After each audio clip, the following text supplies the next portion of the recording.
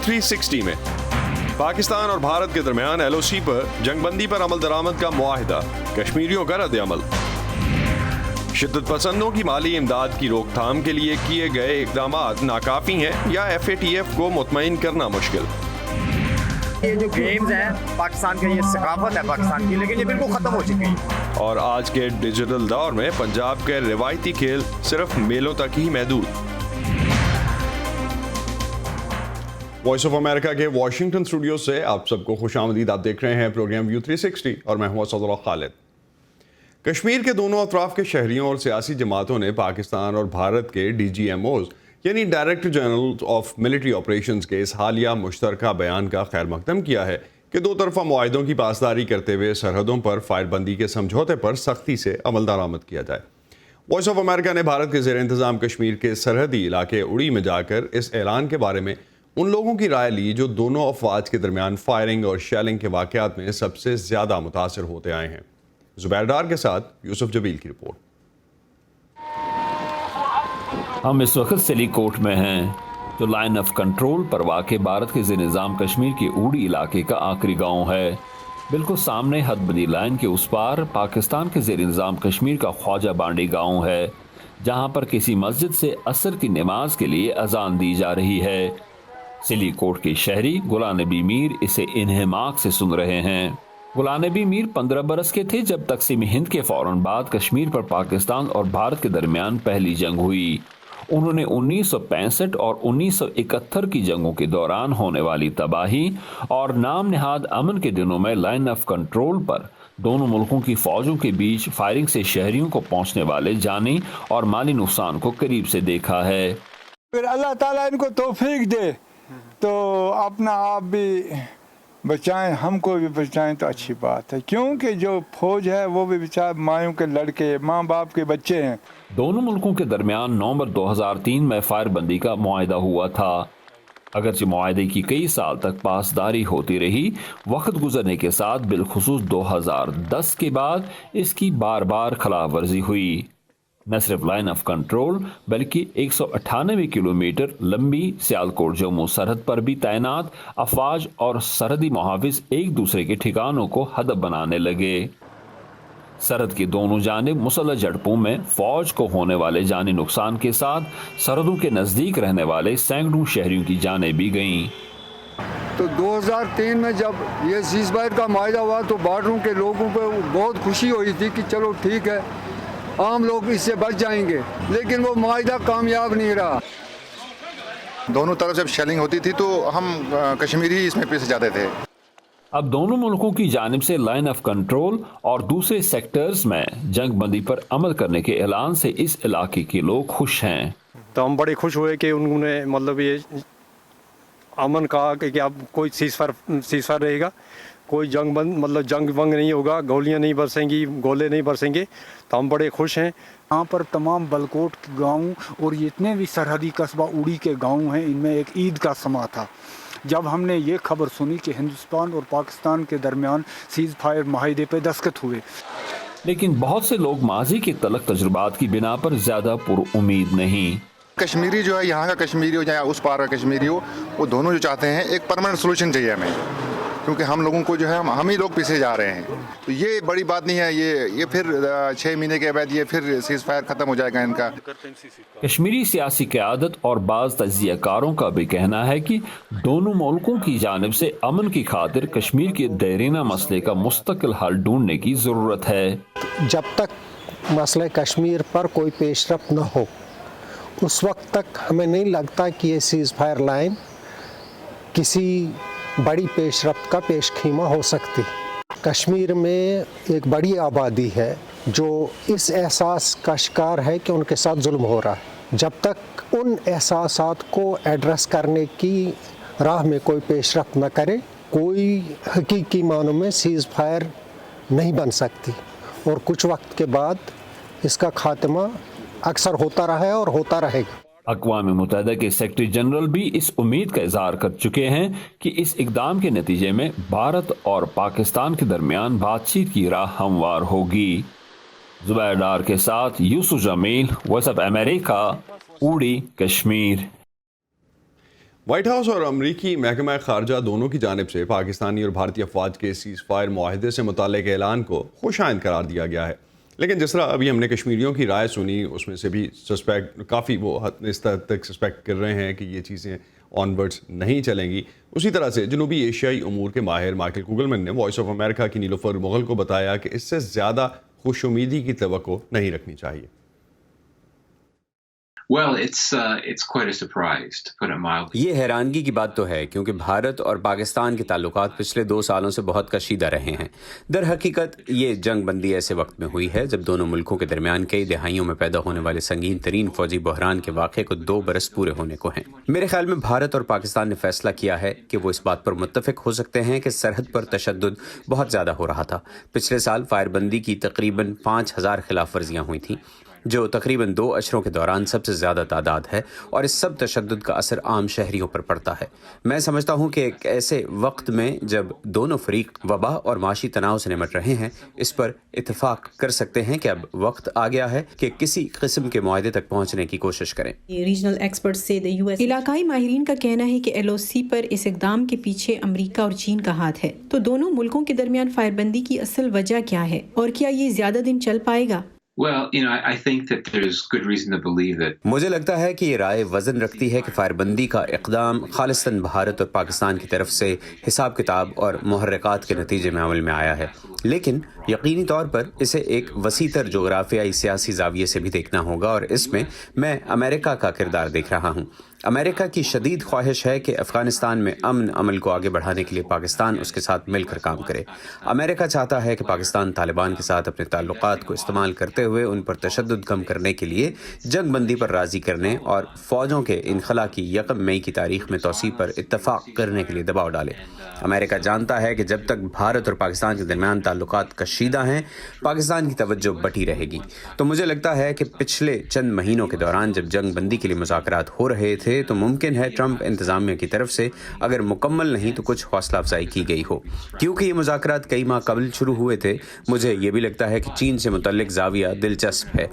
میرا خیال ہے کہ بھارت میں یہ احساس موجود ہے کہ چین سے اسے سب سے بڑا اسٹریٹجک خطرہ لاحق ہے، خاص طور پر چین کی طرف سے سرحدی خطرہ، اور بھارت اس خطرے پر زیادہ توجہ مرکوز کرنے کی اہلیت چاہتا ہے۔ اور اس طرح اگر بھارت پاکستان کے ساتھ فائر بندی کا معاہدہ کر لیتا ہے تو اسے پاکستان کے ساتھ اپنی سرحد کے بارے میں زیادہ فکر کرنے کی ضرورت نہیں ہوگی، اور وہ چین کے ساتھ اپنی سرحد پر زیادہ توجہ دے سکتا ہے۔ تو یہ کہنا کہ فائر بندی معاہدہ کب تک جاری رہے گا، مجھے لگتا ہے کہ ہمیں پر امید ہونا چاہیے، لیکن زیادہ پر امید نہیں۔ یہ 2003 کے بعد فائر بندی کا پہلا معاہدہ ہے جو ایک زبردست پیش رفت ہے، لیکن بدقسمتی سے فائر بندی کی خلاف ورزی کی جاتی رہی ہے، اور ہم نے دیکھا ہے کہ 2003 کے معاہدے کی خلاف ورزی ہونے میں زیادہ دیر نہیں لگی تھی۔ اس اقدام کے بعد مسئلہ کشمیر کے بارے میں کوئی ٹھوس مکالمہ ممکن ہے؟ I just think that ever since India decided to جب سے بھارت نے اپنے آئین کے آرٹیکل 370 کا خاتمہ کرنے کا فیصلہ کیا، اور جب سے اس نے ریاست جموں کشمیر کی خود مختاری ختم کرنے اور اسے متحدہ بھارت کے خطے میں شامل کرنے کا فیصلہ کیا، تب سے ہی مجھے اندازہ ہو گیا تھا کہ بھارت کے لیے کشمیر کا ایشو اب مکمل طور پر ختم ہو گیا ہے۔ وہ باضابطہ اور مکمل طور سے مذاکرات کی میز سے ہٹ گیا تھا۔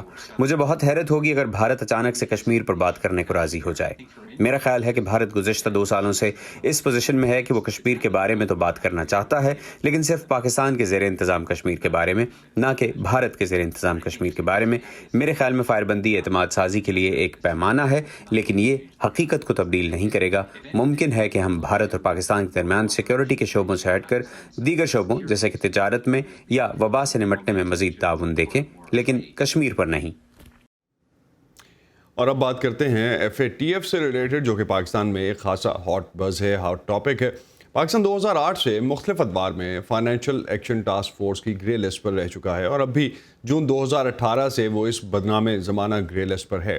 گزشتہ ہفتے ختم ہونے والے اجلاس میں FATF نے ادارے کی جانب سے تجویز کردہ 27 سفارشات میں سے 3 پر مزید کام کرنے کی ضرورت کا کہتے ہوئے اسے اس سال جون تک ادارے کی گرے لسٹ پر رکھنے کا فیصلہ کیا ہے۔ آخر FATF یا فائنینشیل ایکشن ٹاسک فورس ہے کیا، اور اس کی گرے لسٹ اور بلیک لسٹ پر ہونے کا مطلب کیا ہے؟ آئیے جانتے ہیں آفتاب بورڈکا سے۔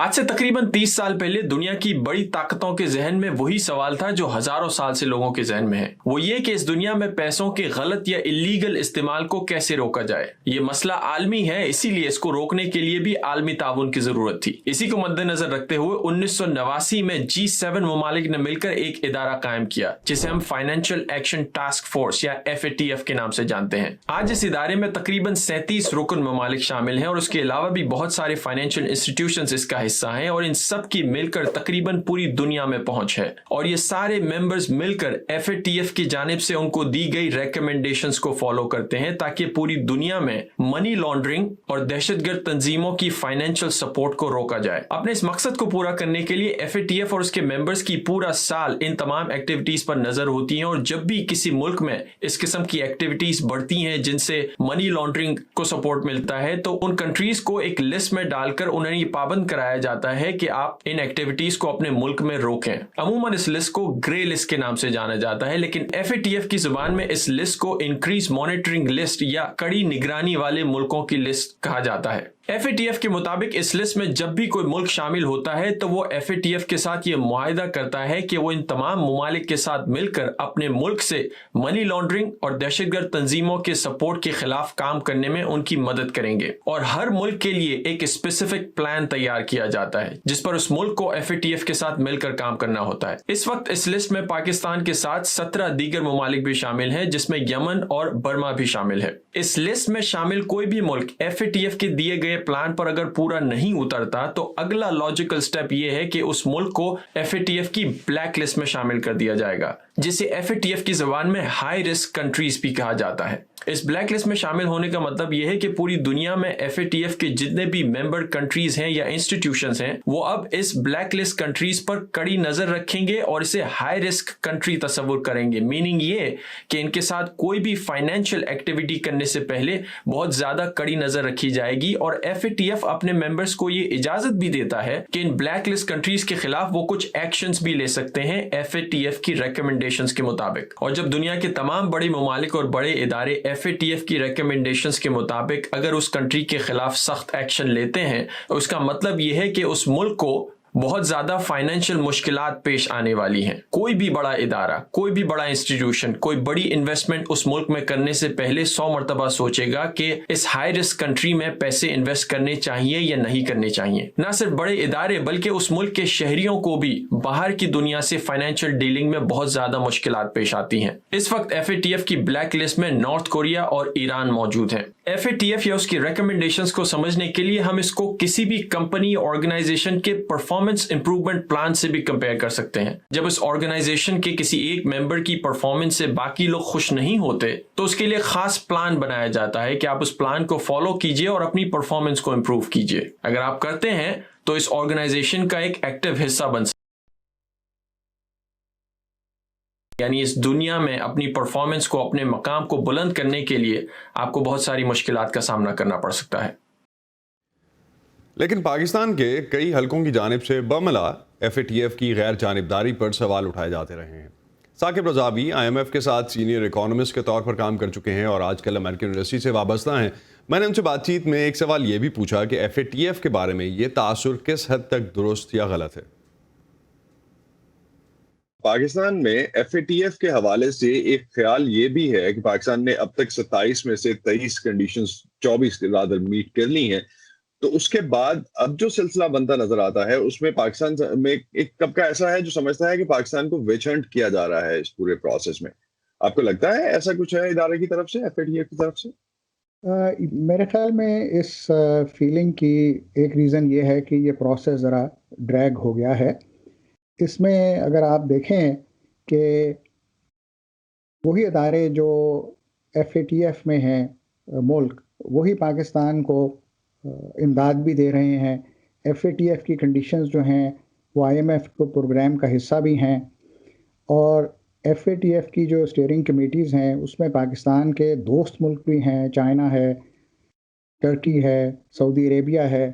तो मेरा ख्याल है कि ये इसमें इतनी क्रेडिबिलिटी है नहीं इस स्टेटमेंट में। और जो लेटेस्ट स्टेटमेंट FATF ने दी है उसमें उन्होंने ये मुस्बत तौर पे कहा है कि पाकिस्तान ने काफ़ी प्रोग्रेस शो की है جیسے آپ نے بھی کہا کہ 27 میں سے 24 کنڈیشنز وہ میٹ کر چکے ہیں. انہوں نے فردر مہلت دی ہے اس سال جون تک کہ باقی 3 کنڈیشنز کو بھی پورا کر لیں. آپ کو لگتا ہے کہ پاکستان بار بار گرے لسٹ میں جاتا ہے 2008 کے بعد سے، تو ہم دیکھ ہی رہے ہیں، تو کیا پاکستان میں جو ادارے موجود ہیں وہ پراپرلی کام کر پا رہے ہیں، وہ سمجھ بوجھ رکھتے ہیں جو وہ کرنا چاہ رہے ہیں، جو FATF چاہ رہا ہے ان سے؟ یہ آپ کی بات بہت درست ہے. اس میں یہ حکومت پاکستان جو سول ادارے ہیں وہ پوری کوشش ایسا لگتا ہے کہ کر رہے ہیں، لیکن ان کو مزید کوشش کرنی پڑے گی، کیونکہ عام لوگوں کا بھی ایکسپیرینس یہ ہے کہ جب وہ بینکوں سے ڈیل کرتے ہیں تو وہاں بہت سے لوگوں کو FATF کی کنڈیشنز معلوم نہیں ہیں، اور وہ اس قسم کے ایڈوائس دے دیتے ہیں یا ایکشن دے دیتے ہیں جو ان کو کنٹراڈکٹ کرتی ہیں. تو اس کا بیسٹ طریقہ یہ ہے کہ Pakistan banking council, finance ministry, central bank, commercial banks کی جو ایسوسیشنز ہیں، ان میں یہ بات پوری طرح سے ڈسیمینیٹ کی جائے اور ان کو ایجوکیٹ کیا جائے کہ اس سے ملک کو نقصان ہو رہا ہے، یہ ایکٹیویٹیز الاؤڈ ہیں، یہ نہیں الاؤڈ ہیں.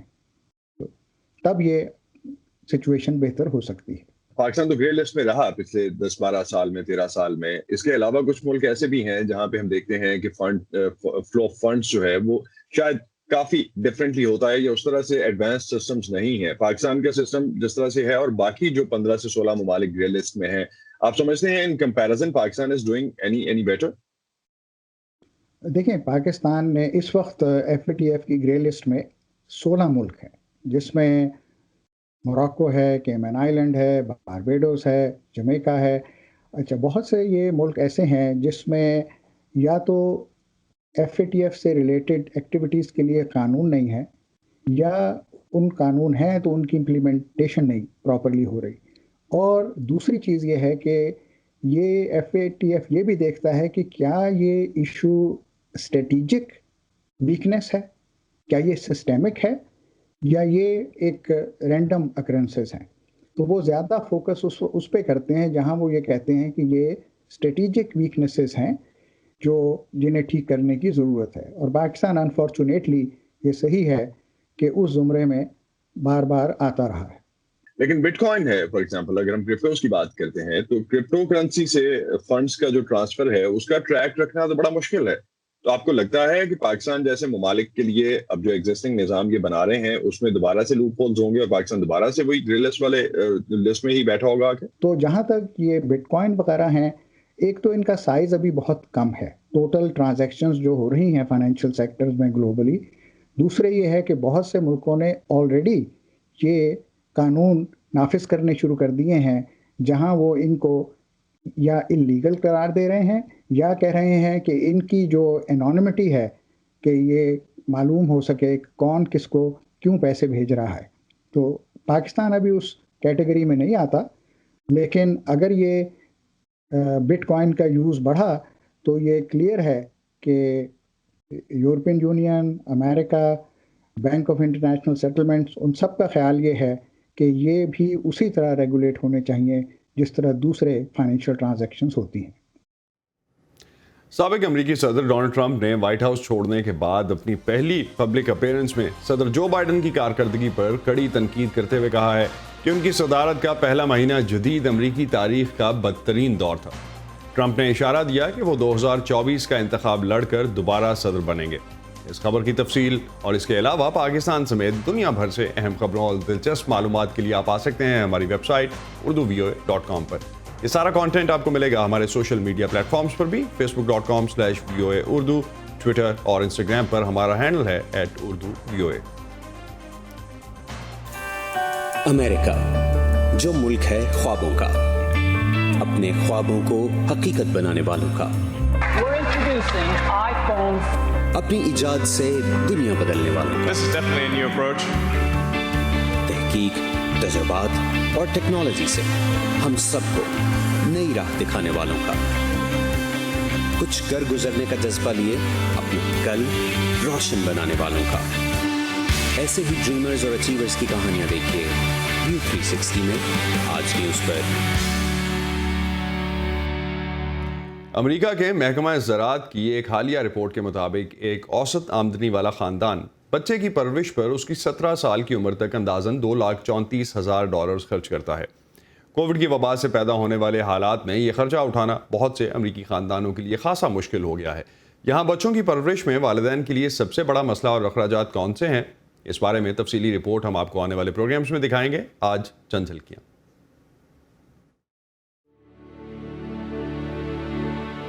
انڈیویجول کو آپ گھر پہ بلا رہے ہو یا آپ کسی ڈے کیئر یا اچھے پرائیویٹ اسکول میں اپنے بچوں کو پڑھانا چاہتے ہیں، ڈے کیئر میں بھیجنا چاہتے ہو، that takes almost half of your salary hair.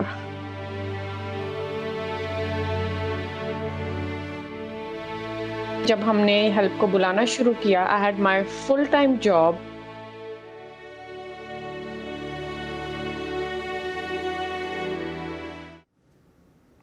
اور شو کی آخری رپورٹ میں کچھ نوسٹالجیا شیئر کرتے ہیں۔ آج کے ڈیجیٹل گیمنگ کے دور میں صوبہ پنجاب کے روایتی کھیل پٹھو گرم، کوکلا چھپاکی، اسٹاپو یا کلائی چھڑانے جیسے کھیل کم ہی دیکھنے کو ملتے ہیں، لیکن اب بھی کچھ لوگ ایسے ہیں جو میلوں کی صورت میں ان کھیلوں کو زندہ رکھے ہوئے ہیں۔ ایسے ہی ایک میلے کے بارے میں بتا رہے ہیں لاہور سے ضیاء الرحمان اپنی اس رپورٹ میں۔ کوکلا چھپاکی جو میں رات آئی ہے، جیرا آگے پیچھے ویکھے ان دی شامت آئی ہے۔ کپڑے کو بل دے کر گھماتی لڑکی دائرے میں بیٹھے کھلاڑیوں میں سے کسی ایک کے پیچھے چپکے سے کپڑا رکھ کر بھاگ جاتی ہے۔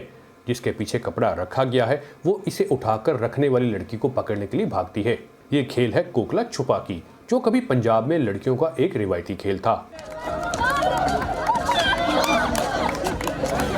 میلوں میں یہ کھیل آج بھی نظر آتے ہیں، مگر لڑکیاں کہتی ہیں کہ ان کے لیے کھلاڑی آج مشکل سے ہی ملتی ہیں۔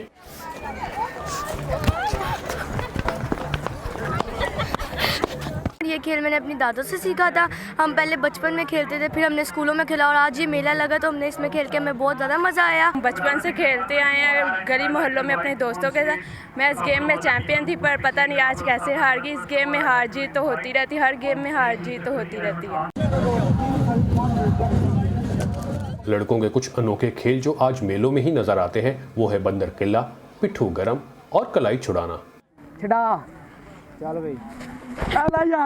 بندر قلعہ میں زمین پر ایک دائرہ بنا کر اس میں جوتیوں کو اکٹھا کیا جاتا ہے، جس کی حفاظت پر ایک کھلاڑی مامور ہوتا ہے، جبکہ دیگر کھلاڑی جوتیوں کی مدد سے ہی دائرے میں رکھی جوتیوں کو نکالتے ہیں۔ پٹھو گرم میں لکڑی یا مٹی کی بنی ٹھیکریوں کو ایک ترتیب سے جوڑا جاتا ہے، جسے ایک کھلاڑی گیند کی مدد سے نشانہ لے کر گراتا ہے اور بھاگ جاتا ہے۔ مقابلہ کرانے والے کہتے ہیں یہ صرف کھیل نہیں بلکہ ثقافت ہے۔ یہ جو گیمز ہیں پاکستان کا، یہ ثقافت ہے پاکستان کی، لیکن یہ بالکل ختم ہو چکی ہے۔ ابھی کسی بھی نیو جنریشن کو پتہ نہیں ہے، جیسے کہ پٹھو گرم ہے، بندر قلعہ ہے، گلی ڈنڈا ہے، کوکلا چھپاکی ہے، کسی قسم کا کوئی پتہ نہیں، علم ہی نہیں ہے۔ لیکن انہوں نے یہ بہت اچھا اسٹیپ لیا ہے کہ لوگوں کو بتایا کہ ہماری ثقافت یہ ہے۔ وہ چاہتے ہیں کہ یہ گیم میں، بلکہ ہم بھی چاہتے ہیں کہ یہ پاکستان میں بلکہ اس پنجاب میں یہ زندہ رہے۔ کلائی چھڑانا کے مقابلوں میں ایک کھلاڑی مد مقابل کی کلائی زور سے تھامتا ہے، جسے دوسرا کھلاڑی چھڑانے کی کوشش کرتا ہے۔ میلے کسی بھی ثقافت کا اہم حصہ ہوتے ہیں۔ ان کے انعقاد سے نہ صرف روایتی کھیلیں زندہ رہتی ہیں بلکہ یہ کلچر آنے والی نسلوں کو بھی منتقل ہوتا رہتا ہے۔ پاکستان کے دیگر حصوں کی طرح پنجاب میں فصل کی کٹائی کے موقع پر میلوں کا انعقاد ایک روایت ہے جو زمین کے ساتھ لوگوں کا رشتہ جوڑے رکھے ہوئے ہے۔ یہاں روایتی کھیلوں کے ساتھ ساتھ روایتی کھانوں کا بھی مزہ مل جاتا ہے۔ جو کراپ پاکستان میں تیار ہوتی ہے اس کو سیلیبریٹ کرتے ہیں، اور جہاں تیار ہوتی ہے وہاں جا کے سیلیبریٹ کرتے ہیں۔ اگر آپ ان گیمز میں ہیں، آپ کا رشتہ زمین سے جڑا ہوا ہے، اسٹاپو ہو گیا، بندر قلعہ ہو گیا، یہ ہو گیا، وہ اس کو ارتھنگ کہا جاتا ہے۔ ارتھنگ آپ کی امیونٹی کا سب سے بڑا سورس ہے۔ ویڈیو گیمز کے دور میں روایتی کھیلوں کے مقابلے کم نظر آتے ہیں، مگر یہ آج بھی زندہ ہیں اور انہیں دیکھنے کا جیسا مزہ میلوں میں آتا ہے وہ کہیں اور نہیں مل سکتا۔ ضیاء الرحمان، VOA اردو، لاہور۔ اسی نوٹ پہ آج کا ویو 360 ختم کرتے ہیں۔ اسٹے سیف، اور پروگرام پر فیڈ بیک کے لیے آپ آ سکتے ہیں facebook.com/VOA اردو کے پیج پر، اور ٹویٹر انسٹاگرام پر ہمارا ہینڈل ہے @urduvoa۔